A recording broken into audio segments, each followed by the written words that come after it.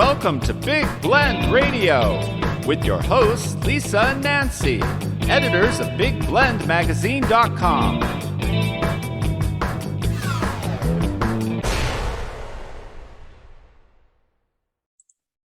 Hey everybody, welcome to Big Blend Radio's Nature Connection show. Every fourth Friday, we have our special guest co-host, fine art nature photographer, join us, Margot-Carrera, and I encourage you to go to her website. It's CarreraFineArtGallery.com, and she joins us every fourth Friday to really talk about the environment. She's passionate about it, and so are we here on Big Blend Radio. And in fact, Nancy and I travel full-time across the country, documenting parks and public lands, and because we got to take care of them and take care of our green space. But travel means, what are we doing at the pump? And today we're going to talk about offshore wind. So we're very excited to welcome back on the show Mike Dunmyer. Many of you have heard him on our shows over the years with Ocean Champions, which was a nonprofit backing political candidates that were doing the right thing for the ocean. But now he's still paddling around in the ocean because Mike likes to surf, I believe. He likes the ocean, but he also understands about green energy. And he works with U.S. Wind, and he's based out of Maryland and Delaware regions. So I encourage you to go to uswindinc.com. So welcome back, Mike. How are you? Fabulous. It's so great to be here with you guys again.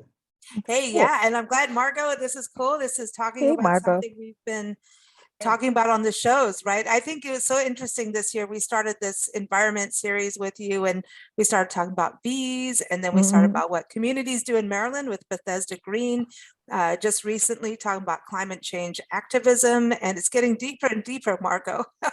Yeah, we're attracting it in, and that shows that it's necessary to go back out into the world. So I thank you for being here and giving your part on the situation and what could be done, because that's why I told them when we started this that I really wanted to get information out about what's happening, but moreover, what can be done. Yeah. What positive things have been done and are working, and what can people out there do themselves at their homes, all the way to their city, community, and then all the way to connecting, trying to get the government to establish something on the behalf of the environment. So that's why I like to do this show and come on and cheer you on. Yeah, she's a good cheerleader for sure, and keeps up with things all the time. It's interesting, Mike, talking about something local. It's interesting. So offshore wind, and this is in Maryland and Delaware, right? And you're in Lewes, Delaware, which we were right around the corner the last time we were there. And I'm like, I know. But I forgive you. We're going to see you this year. We're going to see you. We're coming east. But that's something interesting about offshore wind. And I want to say that's something localized, right? So US Wind is pretty much in your region right now. So what are the effects of that on a local scale in regards to, hey, we're going to go offshore and we're going to do this in the ocean. We're going to talk, I know our listeners are going to go like, well, what about the turtles? What about the birds? We're going to talk about all of that. But setting up, green energy on the coastline, does it have a positive impact in regards to your local economy, creating jobs? I want to go there immediately, because we're looking at right now with Russia, our gas prices. I don't know where you are, but you're in San Diego, Margot. What is your gas prices like right now? It's getting close to $6. No. Oh. Yeah, here it's about $5 in Washington State where we are. What's it like for you, Mike? Mid fours, so not quite as bad. I told Nancy it's time to go east. Yeah. East. But no, but the thing is, we need to change, and this whole thing with the oil with Russia and all of that. Here we are with this war, this war that Russia has put on Ukraine, and we do have reserves, and yet everybody's already raising the prices, which is kind of like wrong. But at the same time, wouldn't this, on a global perspective, if we had more offshore wind energy, electric cars, all of this kind of thing, wouldn't this help us right now today if we were better set up? And then let's get into the local immediate thing. But having these alternatives, would we be a little bit happier right now if we already had this in place? Oh, sure. I mean, we don't only use oil for powering our cars, with gas. It's used in a lot of different things, including creation of petrochemical products. So the more renewable energy we've got, the less oil we need to use kind of, just for energy. We could apply it to the other things that it's used for. The less dependent we have to be on problematic regimes like Russia, like Saudi Arabia, et cetera. So absolutely. Yeah, and oil is important. You're right about that. I mean, you're using it in, I know, Margot, your husband, Jorge, is in, the medical industry, and a lot of parts and things are used in medical, I know the rod in my arm, there's something to do with oil in there, but maybe that's how how it happened in the beginning, but I don't know. Lisa was bionic. I do have a she's bionic arm, but it doesn't beep in Walmart's, but in other places it does. Maybe it doesn't like Walmart, but no offense, Walmart, but this getting this diversification is really important. But on a local level, how does it affect your local economy? Are people worried about, or are you stealing jobs, or are they seeing any benefit in job creation? Well, there are a couple levels to talk about this. So yeah, there is a big boost for jobs. So I'll come in the middle. At some point, it's probably useful to talk about how this whole thing gets started, how they're created. But eventually, no offshore wind farm gets built without someone telling it that they'll buy their energy ahead of time. These projects cost a couple $2 billion, so no one builds them on spec. So for us, the state of Maryland has a renewable energy standard and has a requirement to have a certain percentage of their energy delivered through offshore wind. So their Public Service Commission created an auction for offshore renewable energy certificates, ORECs. And what these do is they establish the price that the state will pay for the energy delivered by offshore wind projects if that project is completed successfully. So there's still risk in whether the project is going to make it through, going to be created. But if it is, we know what the cash flows are going to be. And that certainty allows investment capital to flow in and allows these very expensive projects to be built.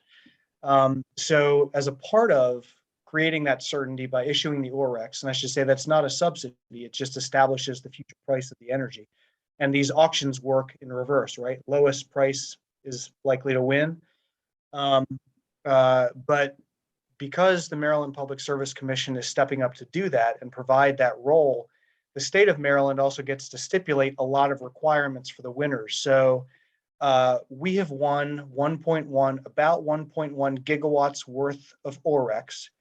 And we have an offshore wind energy area that's off the coast of Maryland, principally. We have a competitor, Ørsted, that has the rights to an offshore wind energy area that's off the coast of Delaware. They've also won about 1 gigawatt worth of ORECs from the state of Maryland.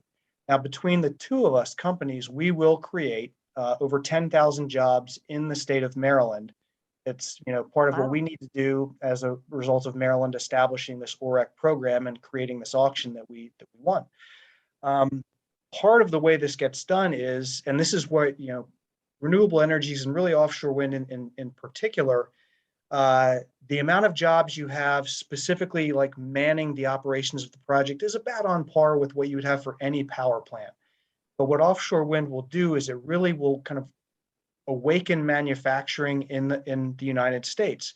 So there's the Bethlehem Steel plant in Baltimore has been shuttered for decades. We've taken that over, we've taken a lease on it, and we're going to put 3,500 people to work building that out into a facility that we will use to build the monopile foundations that our turbines will sit on top of in the ocean.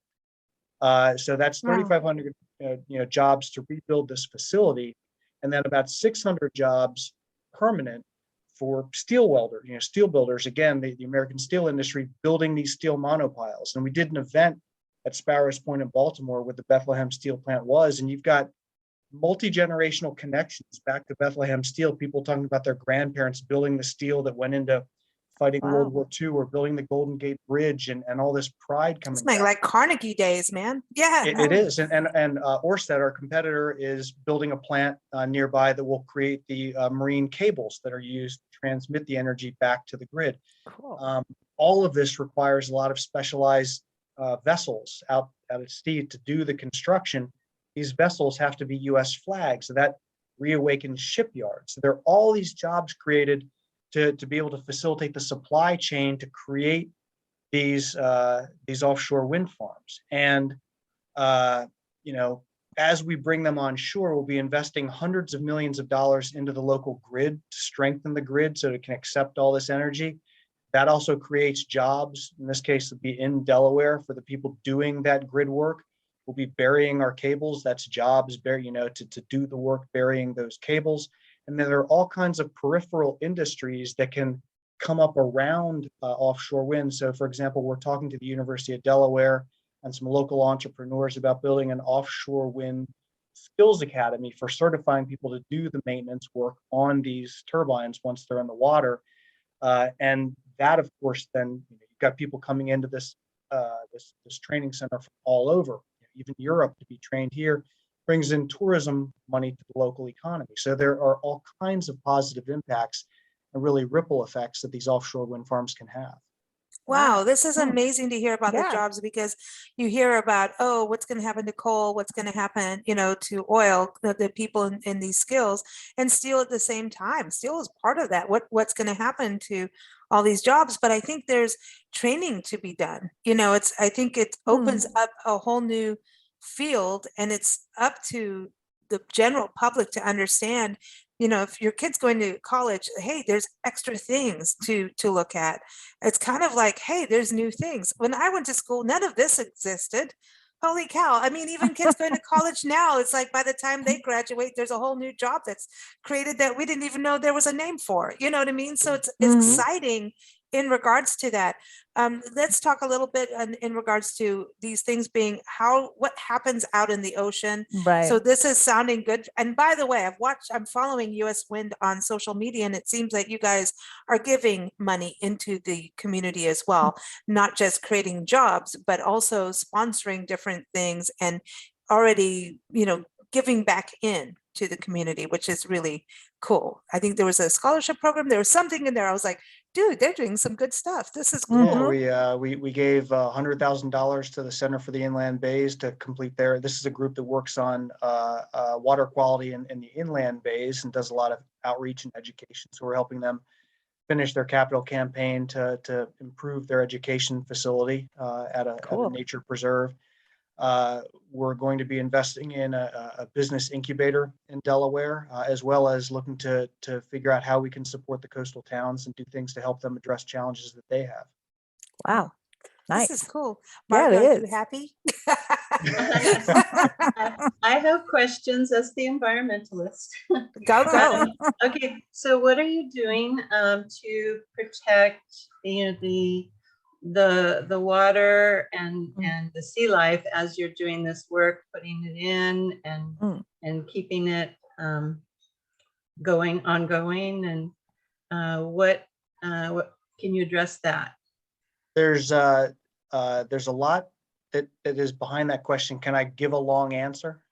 Yeah. You answer whatever you So will answer. I'll start by saying that global warming and excess carbon dioxide is doing a lot of harm to our environment. In terms of global warming, ocean acidification, things that threaten species. So inaction is a real problem. Because just kind of seeing what happens will lead to very bad conclusions for a lot of animals that we care very much about and that we depend upon. But we want to do this, and the whole industry wants to do this safely and responsibly. And there's a lot of structure that's built into how these wind farms are even given the permission to begin construction. So the way it all starts, the Bureau of Ocean Energy Management, which is a part of the Department of the Interior, will create a large, they'll call it a call area off the coast. They'll say, this is an area that looks like it has good wind. It could be a good spot to build some wind farms. And they'll go through a very thorough and multi-year process where they begin by doing environmental studies of the area to make sure that they're not covering any sensitive areas that provide critical habitat for threatened species. They'll carve out all of those areas from this larger call area.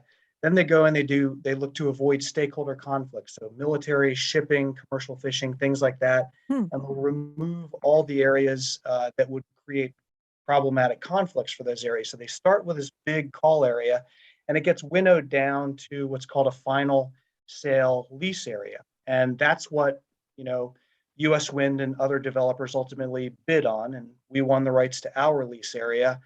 At that point, the first thing we have to do is put together a site assessment plan, which is our plan for how we will learn all the things we need to know about the ecosystem here and the location so that we can then develop safely. Federal government has to approve that plan to come up with a plan.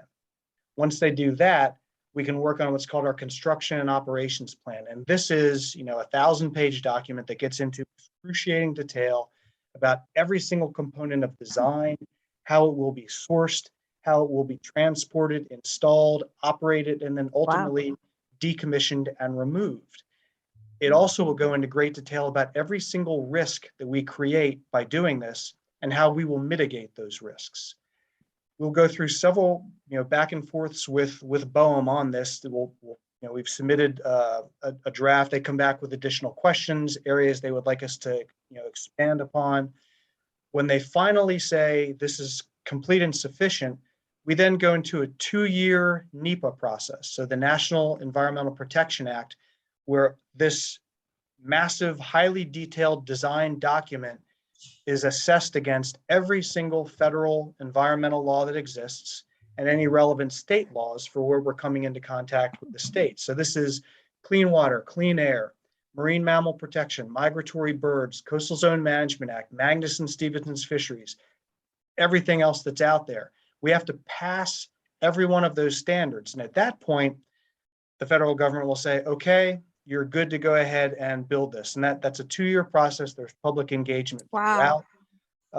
So you've really got to get this nailed. Now, I can say, I started with US Wind about a year ago. And I'm thoroughly impressed with the people that I work with how committed they are, not just to doing this successfully, but doing it right. And I'm convinced that other developers look at this because we're right at the precipice of an industry that can just explode. It can really take off. And if it does so, it's going to do a lot of good. Nobody wants to be the person to mess this up, to make a mistake and mess it up. So, let's start talking with them about some of the things that matter to people. And as you look at risks to different parts of the environment, some risks are created during the actual construction process when you're installing the wind farm, and some risks are more prevalent while it's being operated, after you're finished construction while it's being operated. So, for example, marine mammals. I think a thing that a lot of people care about: whales, dolphins, things like that. The principal risk to these animals is not during operation. When a wind farm is operating, the amount of noise that it creates is very, very small relative to the noise that already exists in the ocean, really does not change behavior. The turbines are about a mile apart, so plenty of room for these animals to move around. The cables are insulated, sheathed, armored, and buried. So any electromagnetic fields that come out are only perceptible within a couple meters of where they are. So that's not really an issue. But for these animals, the noise that is created during construction, as well as the noise from the vessels doing the construction and the potential impact, of a ship strike from the vessels that are moving around, those are the risks that matter with respect to marine mammals. So what we do to mitigate this, first of all, we set it up so we try to do construction counter seasonally. So we go out there and we've studied the area. We know which creatures are there, when they're more likely to be there. We go out during the months when they're less likely to be there, when the marine mammals of all species will have lower densities in and around our lease area. Then we've got NOAA certified observers on board the vessels that are doing this work. When they get out there, they have to certify that an area is completely clear of marine mammals for a full hour before construction can begin. Then when that's cleared, they start the pile driving of these monopile turbine foundations with what's called a soft start. It's just a tapping. And they do that for a half an hour. And that allows any marine mammals that are clear of the area, but still where they can hear it, to get further away. And we know that behaviorally, that is typically what they will do. They will move further away. Then after that 30-minute soft start, the actual construction can begin. It typically takes about 2 to 4 hours to get one fully in. This can be work that, the setting up of getting the vessels in the right place, things like that, can span 2 days, but it's 2 to 4 hours worth of work. We will only put in one monopile foundation per day. And when we do that, we also use sound dampening technology like double bubble curtains and physical sheaths to trap about 20 decibels of that energy that's out there. Now, if a marine mammal is sighted during the construction process, everything has to stop. You go back to a 60-minute clearance, 30-minute soft start, and it begins again. So yes, there is some risk, but extreme measures are taken to make sure these animals are not harmed, that you've got the least possibility of that happening. And that also protects other animals, that could be impacted by the noise, but marine mammals are most susceptible. As far as the risk of vessel strikes, when we're moving around the wind farm, first of all, we're monitoring, like North Atlantic right whale monitoring systems, so we know when they're out there. If any are sighted, and during certain times of the year, all of our vessels are moving below 10 knots. And there have been numbers of studies have done that show that the risk of a strike goes down significantly at below 10 knots versus above 10 knots. And we won't operate if it's foggy and you don't have physical ability to do visual clearance of those areas. And then otherwise, there are, in those areas, there's a major shipping channel nearby. There are commercial fisheries and things like that. So the noise that our vessels would introduce is really not anything more than what's already there. So again, there's some risk, but a lot of work to make sure that risk is really minimized. We used to live outside Joshua Tree, and it used to be in our shows when we first started out there, right? And in Palm Springs, there's the alleyway of wind farms, right? And it's actually become a tourist thing where people go and tour the wind farms. From there, though, there were fires once in a while that happened, and birds would fly in, and that was something I've always heard about. And I think we talked about this on shows before, Mike, on way back when in Ocean Champion days. I remember talking about offshore wind, and I'm like, no, the poor birds, and what about the coral reefs? And you're like, no, really, it's not that bad. And I'm like, yes, it is. And here we are. So here we are. But but it also has proven, like, some of the solar plants, if they get too big and too crazy, it actually isn't good. Like there were some negative ones in the desert, the high desert, and they actually can create harm to burrowing owls. And we've done shows on it, and it's really about the companies and going through these processes like you're talking about. Does the fire thing, when we were in Palm Springs area, the fire thing, it would get taken out pretty fast, but is that minimized by being in the ocean, do you think? And what about the birdies? So I guess, Leah, let's start with birds. And so again, part of the reason that the lease area is sited where it was sited is that that's an area of low bird density relative to other areas offshore. So the areas to our west have far greater densities of birds than our lease area. And we've done studies about every 2 years. We're doing studies right now. We have counts of birds in the area by species by month. We know who's there, and it's lower density. So first of all, there's a lower incidence of risk just based upon fewer birds being there. And then the other thing we study is flight behavior. And the turbine, the rotor path, the turbine path, that circumference, at its lowest point will be 95 feet above the ocean. And all of the bird species that are found out there spend the great majority of their flight time below 95 feet. So they're not where they're going to strike the rotors. One species spends 60% of its time below 95 feet. All the rest spend 80% or more below 95 feet. So fewer birds flight behavior doesn't indicate they'll be in the risk zone very often. And then the other thing, which differentiates offshore wind from onshore wind, is that there are no rolling hills, buildings, trees, anything like that that's going to obstruct a bird's view. They can see the turbines from miles.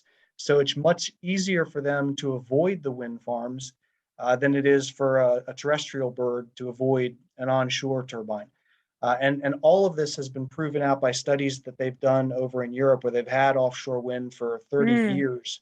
They've been What doing they've good with it. seen is that the offshore large-bodied birds tend to just avoid the wind farms entirely. So again, the risk is far lower. Now, as far as fire is concerned, the nacelle is the housing that holds the hub of the blades that rotates and has the generators that then turn that energy into kinetic energy into actual electricity. And there are multiple redundant systems for dealing with any capacity, including secondary storage to contain any. There are about 200 gallons of lubricating oils in each nacelle. Now, a typical fishing boat will have 400 gallons of petrochemicals on it. So again, by comparison, not that much. But secondary storage is set up to catch all of that if any of it were to break out. So very low risk of any kind of oil spill. Nonetheless, we have an oil spill response plan. We also have response plans for anything that would happen in the case of a fire. But you've got operational maintenance going on with these things. They're a mile apart, so if something were to happen, it's not going to spread. Okay, yeah, you got You'll be able water. to get out there, but again, they're engineered such that these things shouldn't happen. And I'm actually not aware of any fires that have happened on the offshore turbines in Europe. It's worth checking into. But again, the amount of redundancy that goes into the safety protocols for how these are designed and built is pretty phenomenal. I think it's a lot harder to start a fire in the middle of the ocean than it is on land. If it's a rum ship, now that will catch on No, fire. I mean, really. but Or this a is Porsche ship, right? Yeah, right. but this is important. I mean, it's when you look at tourism too, I think it's a way for.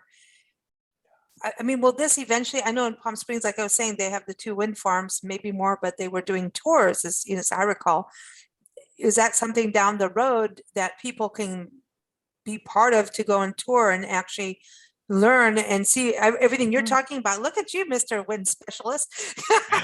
It's like, look at all the scientific geek stuff, it's great, and it's like, when you think about, but it is all these questions, it's, we as a society have to understand how all of this works, because a lot of what we're going off of is opinion based, right? And emotionally charged. And it's important to understand how it all works so we can, have a clear opinion that goes off of fact and science. And, do you think that down the road, your company, US Wind, that you're representing that they will open it up, that people can learn and maybe do a tour once a month or something? I know you're still all in that big production part, and look how long it takes, by the way. Just this is one thing that really hit me as you were talking, how long this process takes. And the longer we all wait to not learn and start moving, the time is ticking, right? This is what we're talking about the other day, Margot, the clock is ticking on climate change. And the longer we prolong these movements, we're not going to be happy campers. So it's important that we learn. Do you think that kind of outreach will happen down the road? I'm sure. Well, I don't think that we would do it, but Block Island Wind Farm, which is the only industrial offshore wind farm that exists in the industrial scale wind farm that exists in the United States. It's 3 miles off the coast of Block Island and about 16 miles off the coast of Rhode Island. They actually did a study of tourism before, during, and after construction. And what they found on Block Island, tourism in terms of occupancy, rates, and revenues actually increased after the turbines were installed, after they were constructed. Fishing, recreational fishing, it's become a destination to go out and fish the turbines themselves because they become artificial reefs. Mhm. I'll have to send you guys a link. There are two Okay. test turbines off the coast of Virginia that have been there for a year, and it already looks like an aquarium. It's incredible. Really? But in Block Island, there's also a thriving charter business that's taking people out to see the turbines. And I would expect that, some commercial operations out of Lewis or out of Ocean City will start to do the same things here. It's a great opportunity for private enterprise. That's awesome. So Uh, go ahead, You Mark. know, we really, really do need to do something. We can't just keep sitting back and going, okay, we got to think about it, think about it, think about it. We don't have that kind of time. So, and I'm pretty confident that as we go into this next era of doing things like this, if something goes wrong, we'll find a way to fix it, as opposed to sitting and doing nothing and we just all get really hot. Procrastinate. Yeah. Yeah. Yeah, and it's a long timeline. So to your point, we won the rights to our lease area in 2014. Our first OREC award from the Maryland Public Service Commission was 2017. We expect to begin construction on that award in 2024 and finish it in 2025. Yikes. So these timelines will come down a bit as the process gets a little bit more well understood and people are used to this. That's 10 years. Yeah. So yeah, we need to get going. The good news is that there are probably more now, but there are 14 projects in some state of approval between Massachusetts and North Carolina for about 30 gigawatts. Techie nerd, gigawatts worth of energy. Yeah. And that's going to start to make a real difference in terms of getting this industry to scale. Wow. Margot, I know you had some questions. I have a question. You answered the other one and you made me feel so much more comfortable. So I'm going to put this one out there because I know that the listeners are going to have this question too. Because I live at the ocean. I live at the beach. So behind you and I are beautiful ocean views. Okay. So you said these windmills go about 3 miles out. Is that right? Where? That was the Block Island wind farm is 3 miles off the coast of Block Island. Our particular lease area comes as close as 12 miles to the coast and goes as far back as 26. Okay. What we'll be building right now, the 1.1 gigawatts we have the ability to build right now begins at 15 miles from the coast and goes back to 26. Okay, so on your picture behind you, if you could raise your hand and say, where would it be seen as a person on the beach be looking out? Oh, she's looking at the the view. I'm as a photographer, I'm saying, what's the view going to be like? I wonder if I could do this because we actually have just now come out with a time-lapse video simulation of It's what on the turbines website. would look like. Yeah, everyone can go there. Cool. In fact, what we'll do is for everyone who's watching, if the video's on YouTube, right? I will try and embed it at the end of this so people can actually see that. I've got it on my hard drive and can okay. you do need to download it. Yeah. But just to answer Margot's question, I guess I'll start by saying everyone will experience this differently. But during peak season in the summertime, there's a lot of moisture in the air, and how visible the turbines are at any point in time depends upon position of the sun in the sky. So whether it's backlit, front lit, or overhead, the color of the clouds behind it, and how much moisture is in the air. And what you'll see in this video is that when you can see them, it's like a thumbnail on the horizon, maybe, but of course it's very skinny. It's a stick at that length, but about thumbnail sized. But through the heart of the day, for about 5 hours, it's almost impossible to see them at all. Oh. And again, that's because of the moisture in the air and how they're lit. And again, everyone will experience that differently. You guys know, I've talked to you, I have a place in Dewey Beach, and I spend lots of time sitting there thinking deep thoughts, looking out at the horizon. And I finally, this year, working for US Wind, this last summer, I should say, kind of forced myself to notice what was going on around me. And we've got a major shipping channel here. There are container ships and cargo ships coming in and out of there all day long. We've got ad boats, ad planes, fishing boats, jet skis. I never noticed this because that was my normal, and I filtered it out, and I saw the ocean that I wanted to see. And I believe that for me, I'm confident that that's what's going to happen with the turbines for me, that I will just kind of filter them out and I'll see the ocean I want to see. For some people, that maybe won't be the case. But again, when you see them, they're very, very tiny. And a lot of people that you talk to, people that tend to be, more progressive and understand the risk of climate change, sea level rise and things like that, what they say is that when I look at them, I see hope. I see the future. It makes me feel good that people are doing some things. So we'll see. But yeah, we'll check out that simulation. It's about 4 minutes, but it does a great job of We'll showing add it to the end exactly of what it is. this. Yeah, we'll add it to the end of this for our viewers that are watching on YouTube and Facebook. For those who are listening by audio, please go to uswindinc.com, right? I've got that right. And you'll see it there. And also just go to bigblendradio.com. You'll see our YouTube channel there with this interview. This is really, when you talk about the view, it is important. As you park travelers and documenting parks and public lands, we started our tour in 2012 going, National Park Service units only. And then we quickly learned, actually, one of our very first parks, we went out with the Forest Service and they're like, what about us? We need maintenance. We need help. So we learned, okay, everybody needs help in the park section, funding wise and all of those areas. But that's part of why we have the National Park Service and these parks, is to protect the pristine environments where the U.S. Forest Service, things can be done on there. That's a little different for energy and BLM land, but this is why it is actually important. As travelers, we go, isn't this beautiful? We don't normally think, is it a park, a national park or a state park, or what is it, what level of management, but it actually means a whole bunch to learn about it.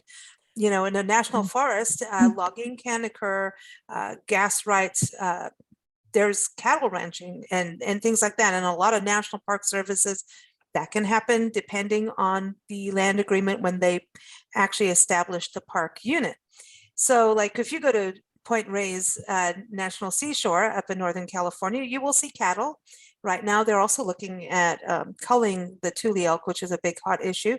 But there's oyster ranching, oyster farming, and that has been a big thing in Drake's Estero because those were old ranches that were there at the time when the park was established. So you will see things like that here and there, but at the same time you go to the beach, you have this pristine view that we're talking about. And so that's the balance that we have of what we need for us as human beings to survive and for the environment, things like what you're doing with the offshore.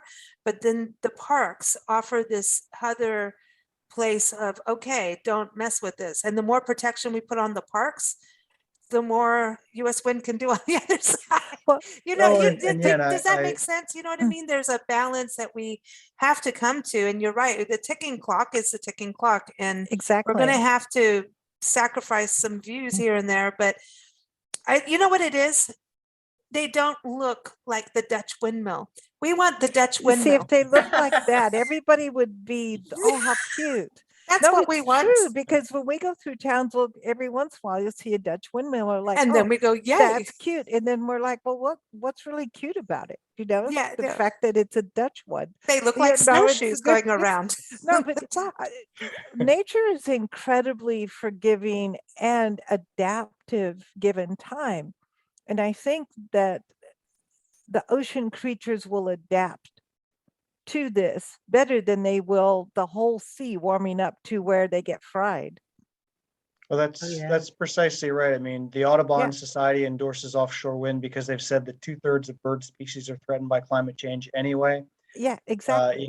Similarly, ocean acidification, which is based on CO2 intake in the oceans, is destroying the base of the food web. So, zooplankton, like, plankton from SpongeBob, that's the base of the food web, but calcium carbonate, they need calcium carbonate to form their hardened shells that allow them to survive. Well, they can't as the ocean acidifies, and so that food source disappears, et cetera, et cetera. But and I don't want to understate it. So the view shed is the biggest risk. I should say risk. It's the biggest question in people's mind and the biggest worry that people have. And it certainly it is a change, but I look at it again as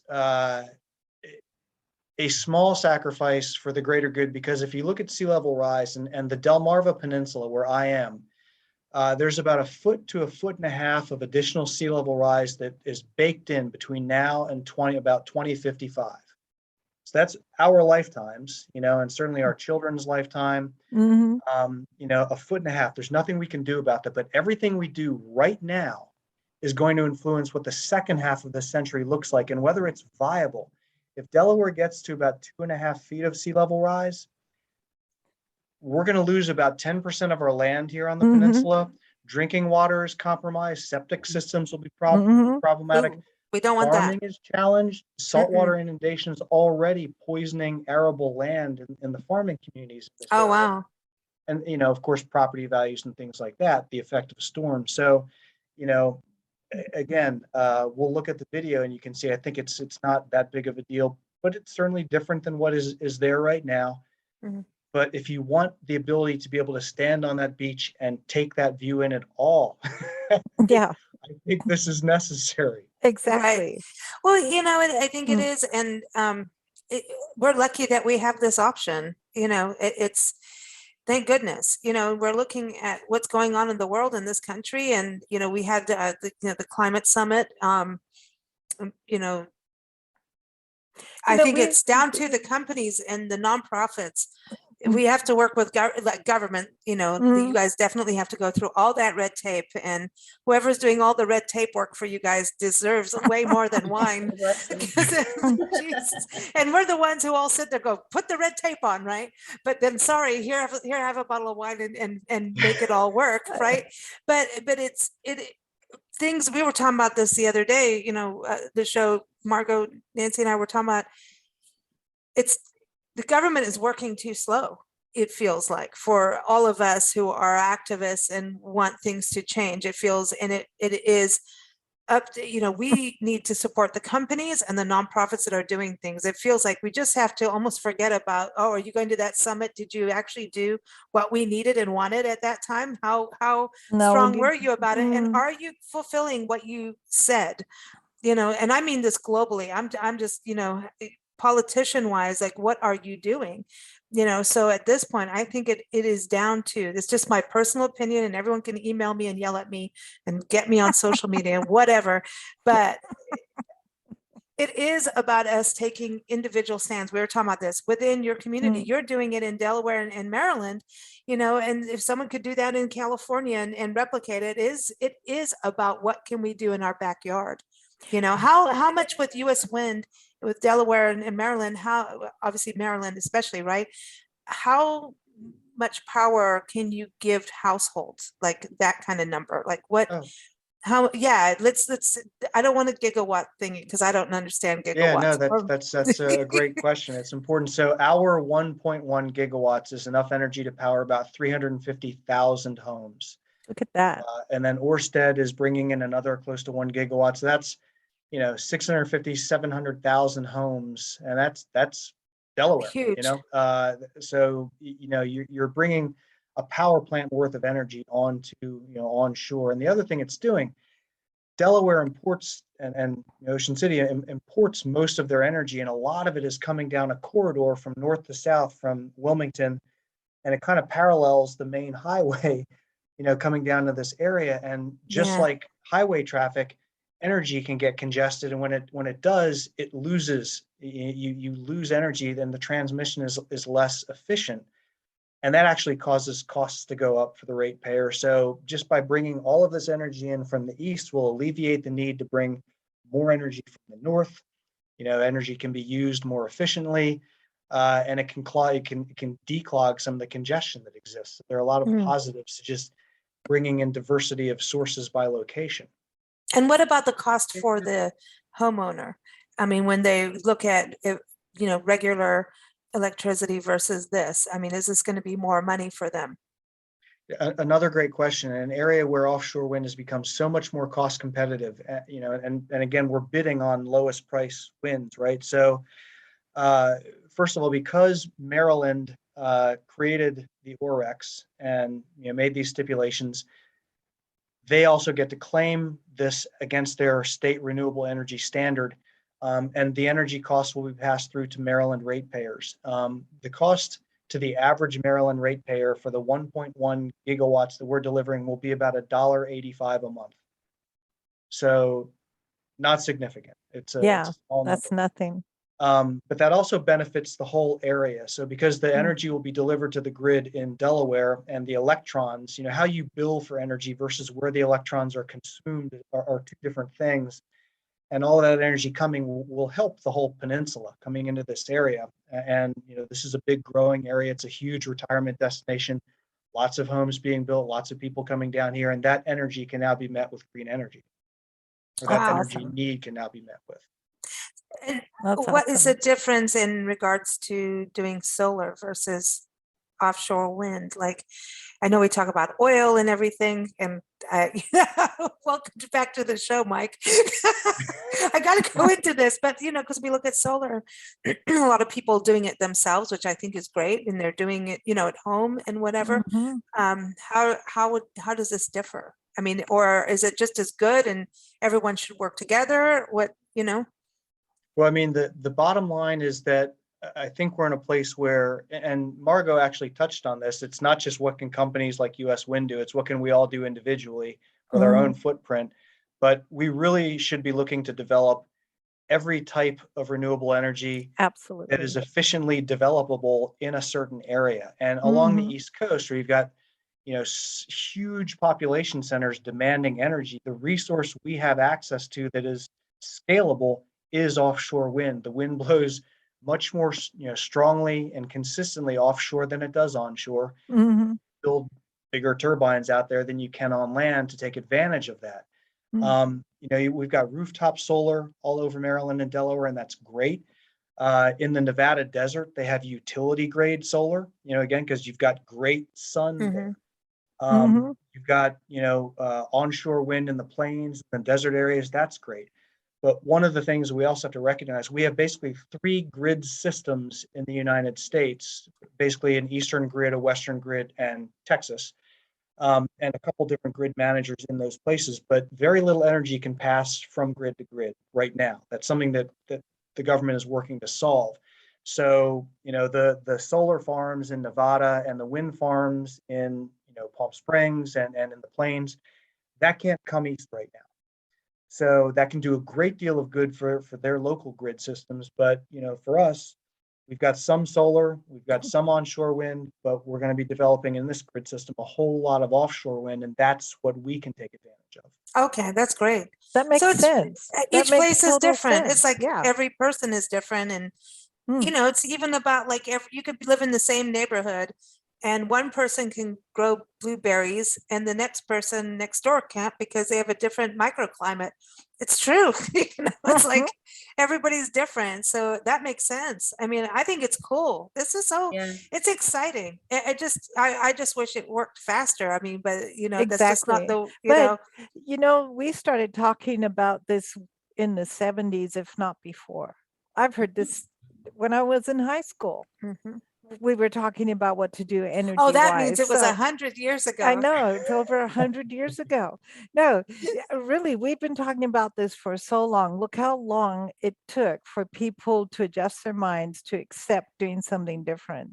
I think that with the wind mills, the Palm Springs had them up about 20 years ago. They've been there forever. Yeah, forever. I mean, yeah. Before I moved to San Diego, and I've been here, I want to say 25 years. But 25. Yeah, because we know you for 25 so, I mean, years. People just need to get used to making sensible change. Yeah.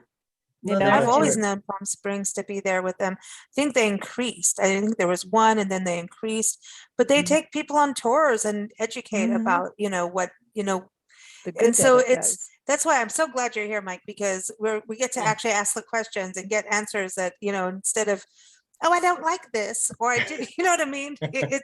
Well, it is. We've got to this point, that we need to really hear what is happening out there, and there are solutions, which is cool, Absolutely. And if you can save money while doing it, that's even better, and it takes time. I think, the more we do for the environment, sometimes it costs more in the beginning, but that's with anything. It's like when you make an investment into health, if you buy a treadmill, you're going to make an investment, but over time, you're not going to be going to the doctor, And you'll have a better place to hang your clothes.